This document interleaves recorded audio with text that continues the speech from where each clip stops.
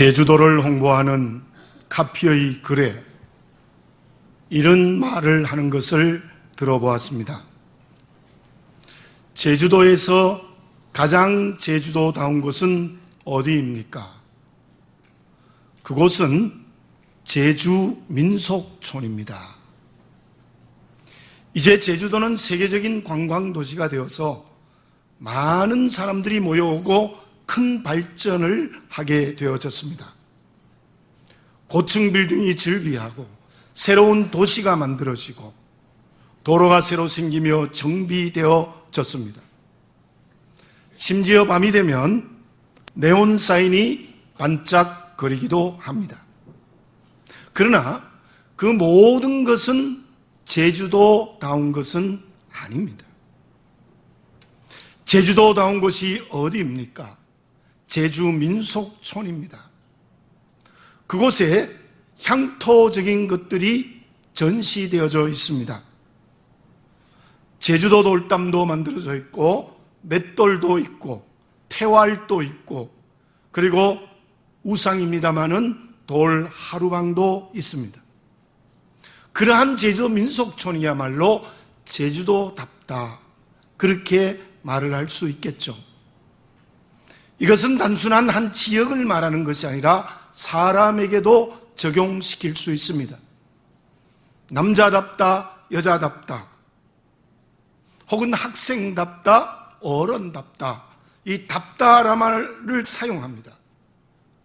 답다라는 것이 무엇이겠습니까? 사람으로서의 정체성이 분명한 것을 말할 때 인간답다, 그렇게 말을 하는 것입니다. 그것은 믿음을 가지고 살아가는 저와 여러분들에게도 마찬가지입니다. 우리들은 그리스도인다워져야 합니다. 그리스도인답다라는 것은 그리스도인의 정체성이 분명해야 된다는 거예요.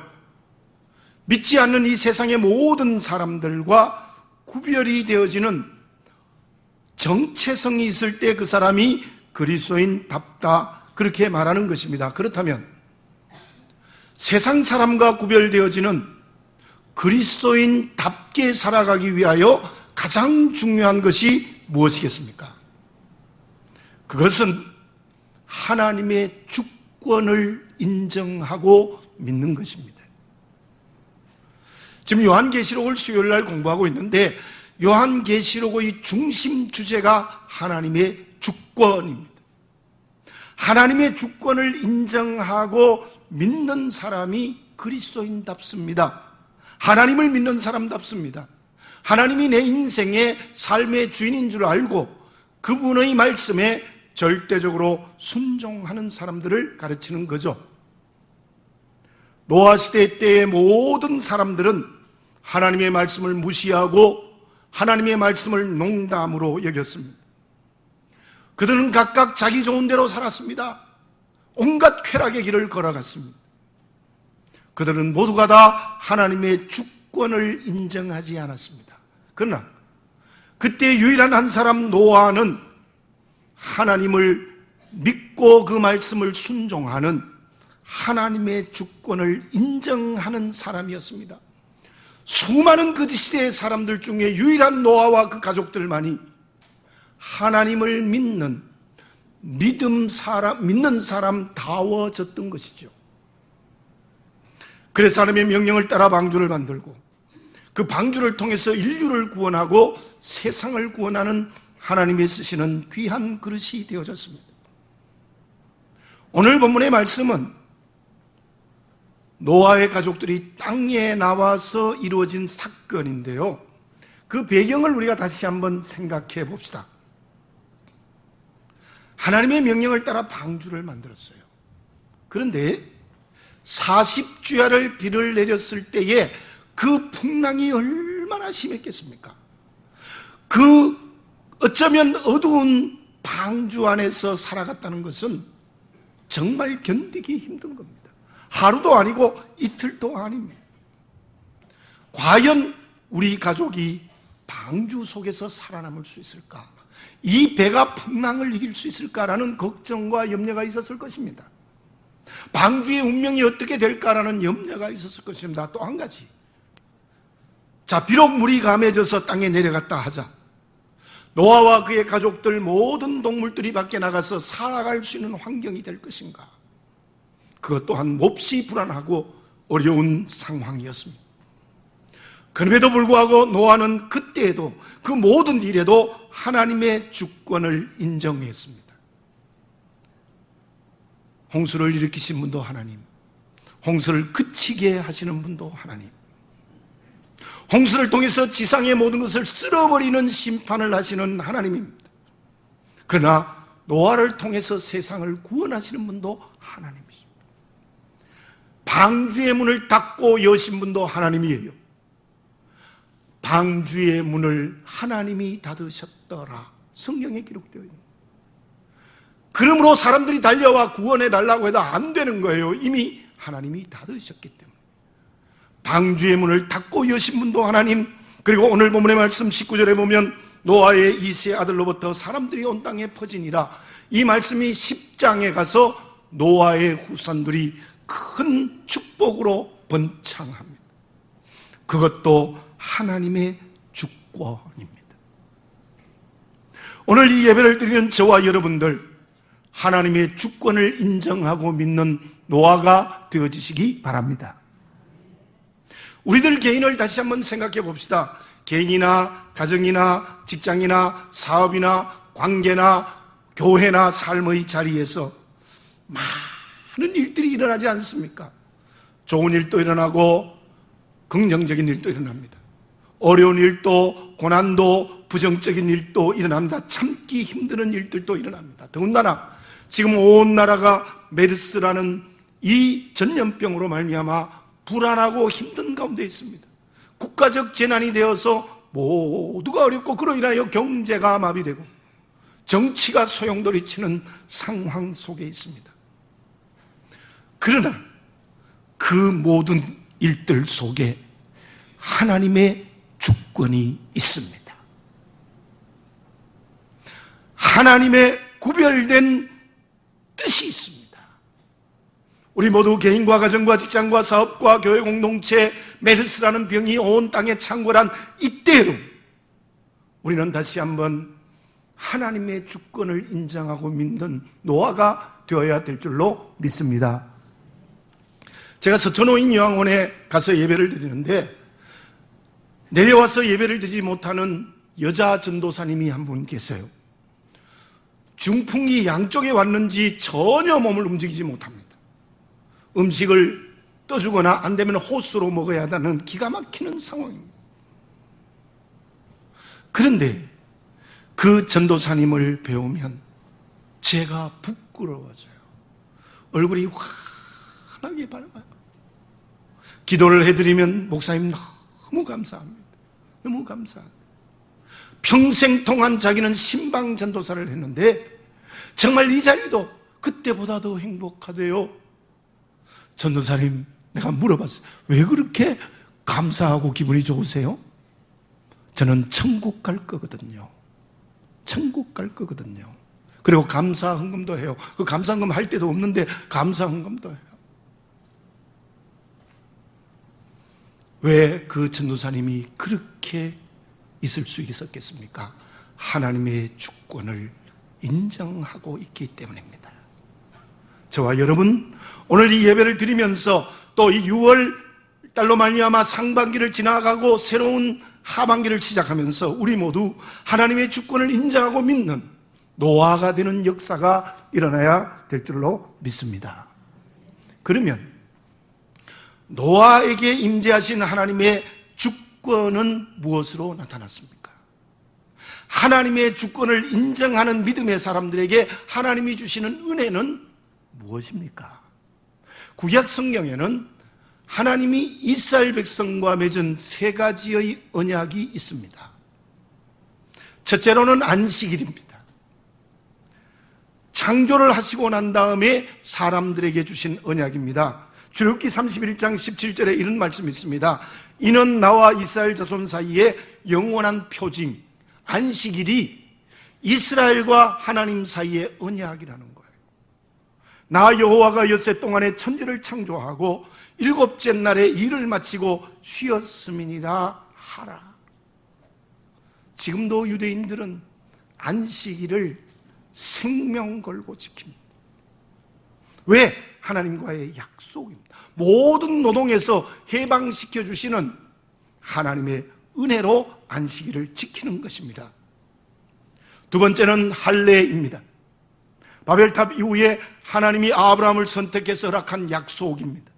창세기 17장 9절에서 10절에 이런 말씀이 있습니다. 하나님이 또 아브라함에게 이르시되 그런즉 너는 내 언약을 지키고 내 후손도 대대로 지키라. 너희 중 남자는 다 할례를 받으라. 이것이 나와 너희와 너희 후손 사이에 지킬 언약이니라. 할례하는 것이 이스라엘과 하나님 사이의 언약이었다는 것입니다. 그리고 세 번째가 오늘 본문의 말씀에 나타난 무지개입니다. 이 세 가지 언약은 모두가 다 하나님의 창조와 재창조의 의미가 있습니다. 안식일을 지키라. 너희들이 엿새 동안의 모든 난 일로부터 해방되어 노동으로 해방되어 쉬고 하나님께 경배하고 예배드리고 월요일부터 새로운 믿음의 길을 걸어가는 의미의 안식일의 약속입니다. 오늘 우리에게는 주일입니다. 주님이 부활하신 주일입니다. 그리고 할례는 오늘 우리에게 세례입니다. 하나님이 이스라엘 백성들과의 사이에 너희들은 선택된 백성, 나의 백성, 내가 너를 지명하여 부른 백성이다. 그 표징이 언약이 할례다. 우리도 세례를 통하여 하나님의 자녀로 거듭나는 것입니다. 모두가 다 재창조의 의미가 있습니다. 자, 무지개 언약. 그 세 번째 언약을 우리 오늘 본문의 말씀에서 볼 수 있습니다. 이 무지개 언약은 대홍수라는 것을 배경하고 있는 거죠. 하나님이 이 세상을 창조하는 것을 후회하셔서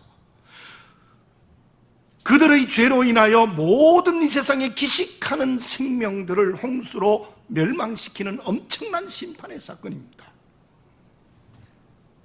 그 홍수가 끝났습니다. 물이 감했습니다. 노아가 땅에 내려와서 정결한 짐승을 구별하여 하나님께 번제를 드리고 난 다음에 일어난 사건이 오늘 본문의 말씀입니다. 하나님이 노아에게 무지개를 보여주었습니다. 오늘 본문의 말씀 13절을 제가 읽어보겠습니다. 내가 내 무지개를 구름 속에 두었나니 이것이 나와 세상 사이의 언약의 증거니라 그랬습니다. 자, 이 하나님의 무지개가 어디에 있느냐? 구름 속에 하나님의 무지개가 있었어요. 구름이 무엇일까요? 7장 11절에 보면은 이 홍수가 내릴 때 이런 표현이 있습니다. 기품의 샘물이 터지고 하늘의 창문이 열렸다 그랬어요. 창조과학계 사람들은 이 홍수는 단순히 비만 내린 게 아니라 수증기층이 있었는데 그 수증기층이 사실은 구름처럼 보인 거죠. 그 수증기층이 와해되어져서 홍수가 났다는 겁니다. 그래서 수증기층이 있을 때는 500세 이상 살았는데 수증기층이 없어지고 나는 150세 정도로 내려와요. 창세기를 보면 알 수 있어요. 자, 어쨌든 이 본문의 말씀에서 구름이라고 하는 것은 바로 하나님의 큰 심판을 가르치는 겁니다. 노아는 생생히 기억할 겁니다. 수증기층이든지 구름이든지 간에 구름으로 인한 먹구름이 몰려올 때 그로 인하여 하늘의 창문이 열린 것처럼 비가 내렸을 때 그 얼마나 큰 심판이었습니까? 그러므로 그 구름은 하나님의 심판입니다. 가벼운 심판이 아니라 모든 생명을 쓸어버리는 무섭고 두려운 심판이었습니다. 그런데요, 그 구름 사이에 내 무지개를 두었다. 이 무지개는 무엇일까요? 그것은 하나님의 자비입니다. 하나님의 사랑입니다. 하나님의 은혜입니다. 무슨 말씀하셨습니까?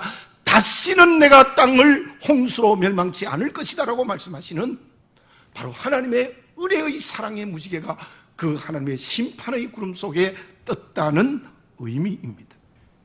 그리고 16절을 보면요, 무지개가 구름 사이에 있으리니 그랬어요. 무지개가 구름 사이에 있으리니 내가 보고. 하나님이 하나님의 무지개를 세워놓고 하나님도 보시는 거예요. 하나님도 보고 노아도 보고. 그러니까 이제는 물론 영원히 세상을 멸망치 않겠다는 하나님의 은혜와 사랑의 무지개가 심판의 구름 속에 아름답게 떴습니다. 이 구름 속의 무지개는 어디에서 완성되어졌을까요? 그것은 주님의 십자가입니다. 주님의 십자가입니다. 예수님의 십자가는 무엇입니까? 마치 홍수로 온 나라를 휩쓸어버린 것 같은 하나님의 엄청난 심판이에요. 로마의 사형틀이 무서운 사형틀이지만 그것보다 더 무서운 것은 인간의 모든 죄, 저와 여러분들의 모든 죄를 그 십자가에 담아두셨던 겁니다. 죄로 죽었던 내 모든 죄를 거기에 담아두고 하나님이 거기서 죽으셨던 거예요. 얼마나 큰 심판의 사건이 십자가입니까? 죄를 심판하시는 사건이 십자가라는 거예요. 그런데 그 십자가가 저와 여러분들을 영원한 생명으로 구원하는 은혜였습니다. 그 십자가가 우리를 하나님의 자녀로 거듭나게 하는 큰 은혜와 사랑이었다는 것입니다. 저와 여러분들은 그 십자가의 은혜로 구원받은 줄 믿습니다. 그 십자가의 은혜로 하나님 자녀로 거듭난 줄 믿습니다.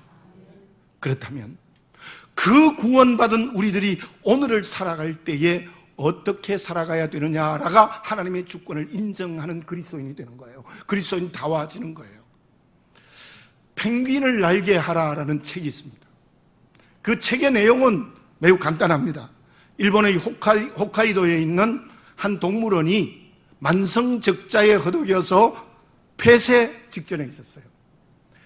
그때에 온 직원들이 노력해서 그 동물을 새롭게 살리는 것을 이야기로 쓴 책이 이 펭귄을 날게 하라. 펭귄은 어떻습니까? 새인데 날지 못해요. 새인데 못 날잖아요. 그러면 펭귄을 날게 하라는 말이 무슨 말입니까? 생각의 전환을 하라는 거죠. 마음을 180도 바꾸어라는 것입니다. 우리의 인생에게, 우리의 삶의 자리에 본문의 말씀에 구름과 같은 큰 위기와 어려움과 고난이 있을 수 있습니다. 믿음의 길을 걸어가는데도 그런 큰 구름의 고통과 아픔과 눈물이 있을 수 있습니다. 개인적으로 병마로 고통당하고 실패와 상처와 눈물로 고통을 당할 때 그저 보통의 고난이 아니라 아이고 이제는 내 이것 때문에 인생 끝났다 할 정도의 고난의 구름이 우리에게 있다는 거예요. 가정과 직장에서도 또 사업의 현장에서도 그런 것들이 있을 수 있습니다. 실패해서 이젠 도저히 내 사업이 살아날 길이 없어. 심지어 어떤 사람은 생명을 끊는 사람도 있습니다. 인생 끝났다고 생각하는 고난의 구름이 있을 수 있습니다. 지금 메르스가 온 나라에 창궐되어져서 불안하고 두렵습니다. 이 병마뿐만 아니라 경제가 어렵습니다. 여러 가지 힘들고 고통받고 상처받는 사람이 너무 많아요. 제가 금요일에도 말씀드렸습니다. 메르스 의료진들을 위해서 기도하라고요. 제가 방송에서 이런 이야기를 들었어요. 메르스 병동에 근무하는 간호사예요. 그 근무하는 자체도 여러분들 힘껏 100m 달리기 할 정도의 땀을 흘리면서 고통을 당하는 거예요. 그런데 버스를 타려고 정류장에 왔는데 어떤 한 사람이 저 사람 메르스 병동의 간호사인데 사람들이 다 피합니다. 도저히 버스를 탈 수가 없어요. 택시도 타려 하니까 두려워요. 남편이 한 말인데요, 아무리 기다려도 아내가 오지를 않아요. 그래서 집 밖에 나가서 있는데 땀을 푹푹 흘리면서 옵니다. 먼 거리를 걸어왔대요. 그래서 남편이 그 아내를 안고 울었답니다. 울었대. 이런 일들이 여러 군데에서 일어나고 있습니다. 얼마나 힘들고 어려운 일들입니까? 국가적 재난, 단순히 병만이 문제가 아니라 불안과 경제적인 문제, 불신과 정치적인 어려움까지 지금 고통을 당하고 있는 거예요. 여러분들 다시 한번 물어봅니다. 십자가는 죄에 대한 하나님의 심판이었지만 하나님의 은혜로 우리를 구원하시는 은혜의 십자라는 것을 믿으십니까? 사랑하는 교우 여러분들, 그 믿음을 가지고 살아가는 우리의 삶에 주어지는 어떤 고난의 구름 속에도 하나님께서는 자비와 은혜의 무지개를 펴고 계신다는 것을 눈을 열고 보시는 우리 모두가 되어져야 될 줄로 믿습니다. 고난의 자리에 병들고 넘어지지 말고 그 자리에서 펭귄을 날게 하십시오. 생각을 전환해서 그 속에 주시는 하나님의 무지개를 보는 역사가 일어나시기를 바라겠습니다. 노아가 어떤 사람입니까? 구름의 심판 속에서 구원의 햇빛을 보는 사람입니다. 아브라함은 하나님께서 명령하셨죠. 본토 친척 아비 집을 떠나라. 그게 가능한 일입니까? 외아들 이삭을 바쳐라. 이게 가능한 일입니까? 그런데도 아브라함이 어떤 사람인가 하면 어떤 고난 속에서도 하나님의 무지개가 있다는 것을 영적인 눈을 열고 보는 사람이에요. 그 사람이 믿음의 조상입니다. 그러나 롯이나 노아 시대 때 사람이나 소돔과 고모라 시대 사람들 전부 자기 멋대로 살아가는 사람은 그거 안 봐요. 못 보죠. 못 보죠.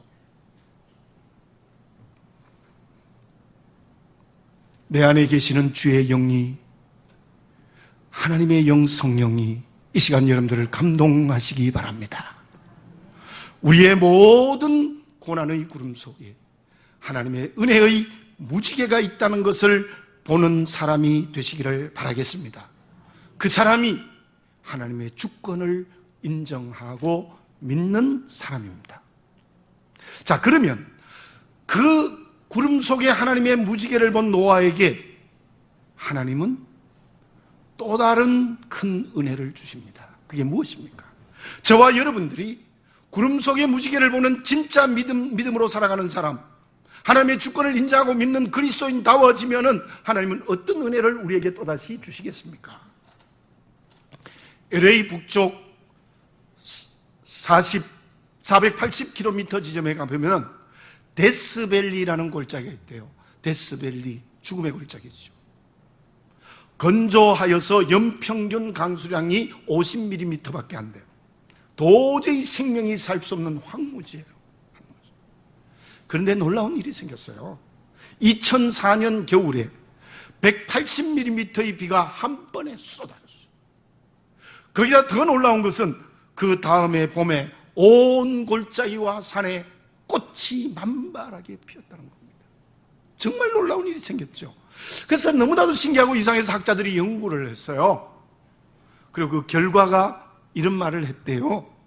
그 골짜기는 죽음의 골짜기가 아니라 생명을 잉태하고 있는 잠자는 골짜기였다. 그런 말을 학자들이 했대요. 항무지가 꽃이 피어 옥토가 되어졌다는 거죠.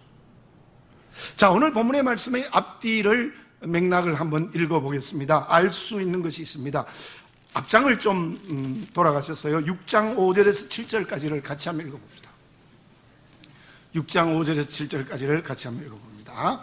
시작. 여호와께서 사람의 죄악이 세상에 가득함과 그의 마음으로 생각하는 모든 계획이 항상 악할 뿐임을 보시고 땅 위에 사람 지으셨음을 한탄하사 마음에 근심하시고 이르시되 내가 창조한 사람을 내가 지면에서 쓸어버리되 사람으로부터 가축과 기는 것과 공중의 새까지 그리하리니 이는 내가 그것들을 지었음을 한탄함이니라 하시니라. 아멘. 자, 오늘 본문의 말씀 11절을 읽어보겠습니다. 내가 너희와 언약을 세우리니 다시는 모든 생물을 홍수로 멸망치 아니할 것이요 땅을 멸할 홍수가 다시 있지 아니하리라. 여러분들, 이 두 말씀은 완전히 반대예요. 완전히 반대. 하나님이 보시니까 죄가 너무 사람이 관영해서 이걸 멸망시켜버려야 겠다. 지으심을 한탄하시고 쓸어버리겠다. 그리고 그 땅은 홍수로 멸망할 저주의 땅이라고 말씀하셨어요. 그런데 이제는 하나님이 어떻게 말씀하십니까? 다시는 홍수로 멸망치 않는다.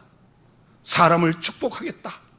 이 땅을 새로운 땅으로 축복하겠다는 말씀이 본문의 말씀이에요. 무지개 언약의 내용이에요. 완전히 반대가 되었죠.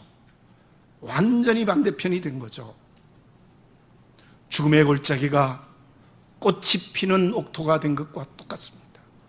이 무지개의 언약의 전과 후는, 무지개의 언약 전은 황무지였고 무지개의 언약 이후는 옥토가 됩니다. 무지개의 언약 이전에는 죄인이었고 무지개의 언약 이후에는 하나님이 기뻐하시는 그릇으로 축복하시는 인간이 됐습니다. 무지개 언약 이전에는 죄로 말미암아 심판받을 사람이었다는 겁니다. 이렇게 달라진 거예요. 이렇게 달라졌어요. 저와 여러분들이 구름 속의 무지개를 보는, 영적으로 살아있는 하나님의 주권을 인정하는 사람이 되면 하나님께서요, 내게 있는 사람이 축복의 사람이 된다는 거예요. 내게 있는 삶의 환경과 관계와 땅이 하나님이 축복하시는 관계와 환경과 땅으로 바꾸어 주시겠다는 약속이에요. 물론 이 언약은 주님의 재림을 통해서 완성되어졌습니다. 우리 주님과 함께 영원히 살아갈 새하늘 새 땅, 그걸 얘기하는 겁니다. 구원받은 사람들, 죄가 다 없어지고 주님과 함께 영원히 살아갈 곳이 구름 속에 무지개 언약이 완성된 거예요. 그러나 그것은 오늘 우리가 구원받은 사람으로서 구름 속의 무지개를 보는 하나님의 주권을 믿는 사람이 되면 이 축복 주실 줄로 믿습니다. 그래서 저는 이 말씀을 준비해서 가장 먼저 떠오른 사람이 룻이라는 여인이었어요. 룻을 한번 보십시오. 젊은 나이에 아이도 없이 청산과부가 된 거예요. 그것도 이스라엘 사람도 아니고 바로 모압 이방 여자였어요. 거기다가 시어머니의 짐까지 있었어요. 기가 막히는 일 아닙니까? 이보다 더 불행한 사람이 있습니까? 이보다 더 불행한 사람이 있습니까? 그 시어머니가 너야 가라, 너 갈 곳 가라, 결혼해서 잘 살아라. 아닙니다.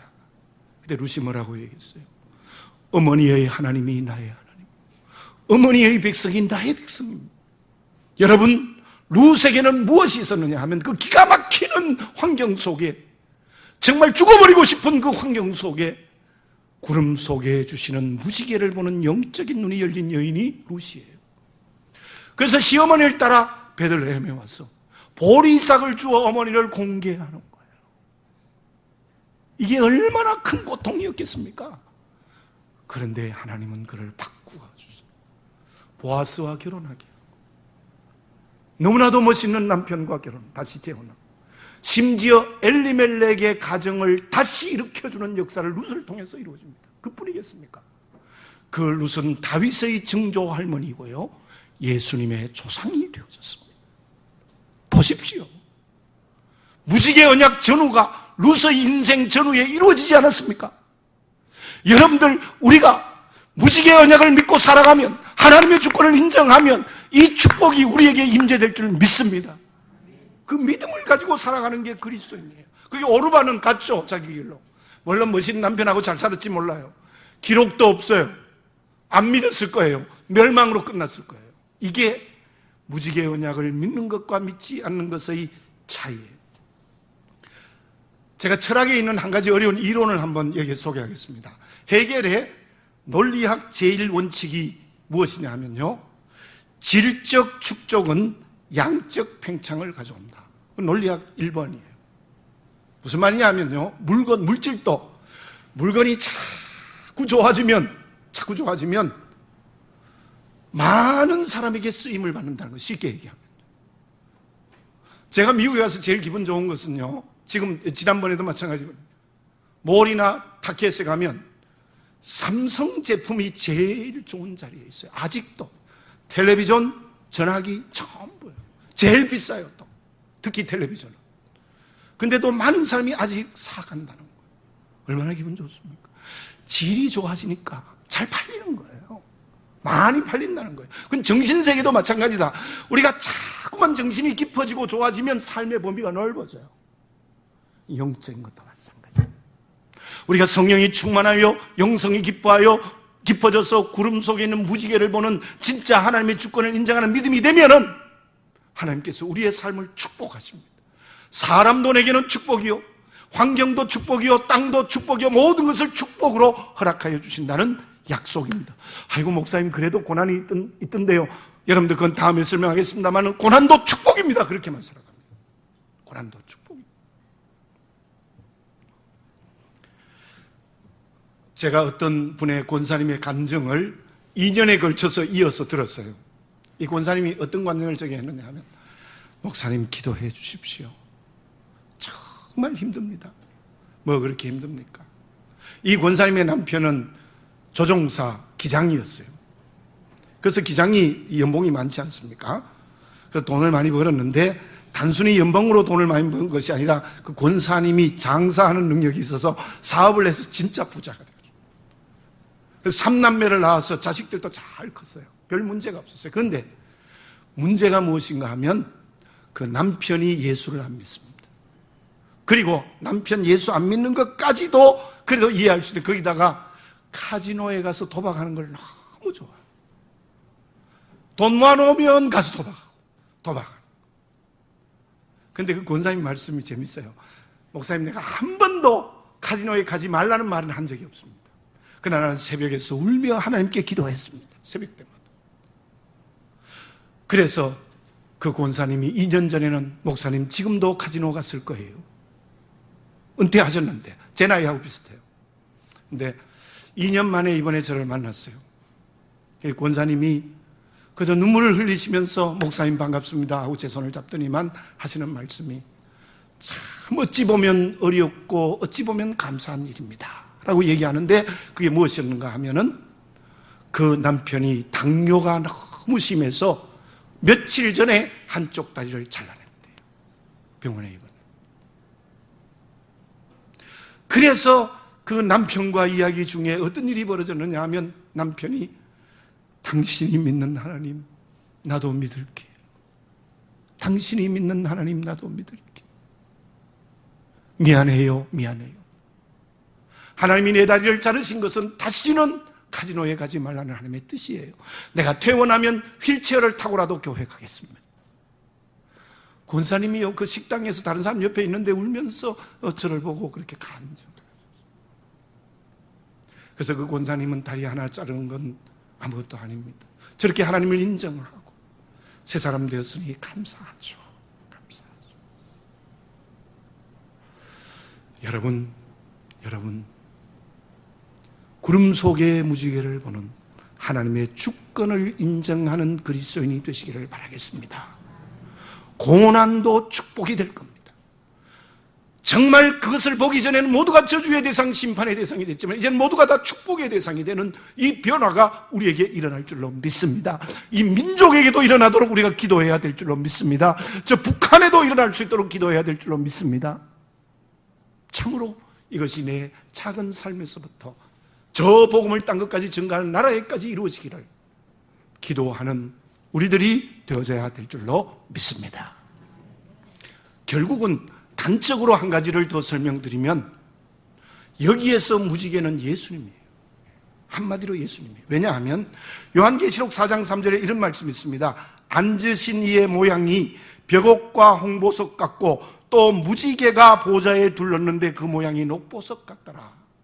설명이 말이 필요한 말씀인데 이 무지개가 보좌에 둘러있는 앉으신 이는 예수님이세요. 어떤 의미에서 오늘 본문의 말씀의 무지개는 예수 그리스도이십니다. 히브리서 12장 2절에 보면 믿음의 주요 또 온전케 하시는 예수를 바라보자 그랬어요. 여러분들 우리가 집중되어야 될 한 곳은 예수님을 바라보시는 성령 충만한 사람이 되시기를 바라겠습니다. 그분이 우리를 십자가 연애로 구원한 믿음의 주이십니다. 그분이 우리를 날마다 새롭게 하시는 주님이십니다. 그렇게 되면 히브리서 12장 2절에 연속되는 말씀처럼 주님은 하나님을 바라보며 그처럼 인내하셨더니 하나님 보좌 우편에 앉으셨느니라. 우리의 삶의 자리가 하나님 옆자리가 되는 축복이 오늘 또 우리에게 이루어질 줄 믿습니다. 똑똑한 토끼가 있었어요. 똑똑한 토끼가 겨울에 먹을 것이 없어서 양식을 찾으러 가는데 가다가 보니까 길이 두 갈래 길이 났어요. 똑똑해서 저쪽으로 가면 양식이 있겠구나 생각하고 그쪽으로 갔습니다. 가면 갈수록 황무지, 풀 하나 없습니다. 조금만 더 가면 있겠지. 뒤돌아갈까? 아니다, 조금만 더 가자. 가도 황무지입니다. 돌아가자는 생각을 수없이 했지만 결국은 돌아가지 못하고 굶어 죽었습니다. 여러분, 오늘 예배드리는 이 시간이 가장 빠른 시간입니다. 가장 빠른 시간입니다.